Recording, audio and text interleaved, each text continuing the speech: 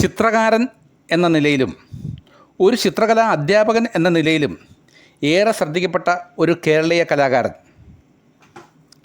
കേരള ചിത്രകലയിൽ ആധുനികത കൊണ്ടുവന്ന ചിത്രകാരൻ.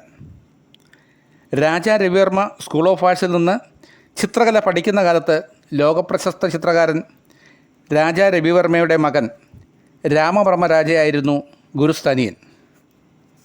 പഠനശേഷം ബോംബെയിലെ ബ്രിട്ടീഷ് ഇൻഫർമേഷൻ വകുപ്പിൽ ജോലി കിട്ടിയെങ്കിലും അതിൽ തൃപ്തനാകാതെ പശ്ചിമ ബംഗാളിലെ ശാന്തിനികേതനിലെത്തി അവിടുത്തെ കലാ അധ്യാപകരായിരുന്ന നന്ദലാൽ ബോസ്, ജെമിനി റോയി എന്നിവരുടെ ശിക്ഷണത്തിൽ ഏറെക്കാലം ചിത്രകലയിൽ ഉപരിപഠനം നടത്തി.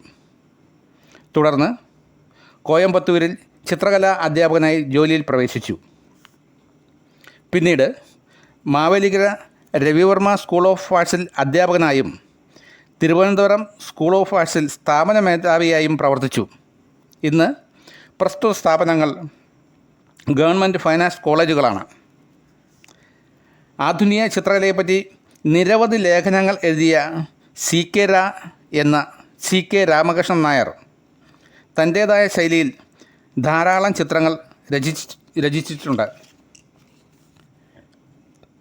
തിരുവല്ല ശ്രീവല്ല ക്ഷേത്രത്തിന് സമീപം ശങ്കരവേലിയിൽ തറവാട്ടിൽ കുഞ്ഞിക്കുട്ടി അമ്മയുടെയും പാലിക്കര കൊട്ടാരത്തിലെ രാമവർമ്മ കോയി തമ്പുരാൻ്റെയും മകനായിട്ടാണ് 1935 മെയ് 23 സി കെ രാ ജനിച്ചത്.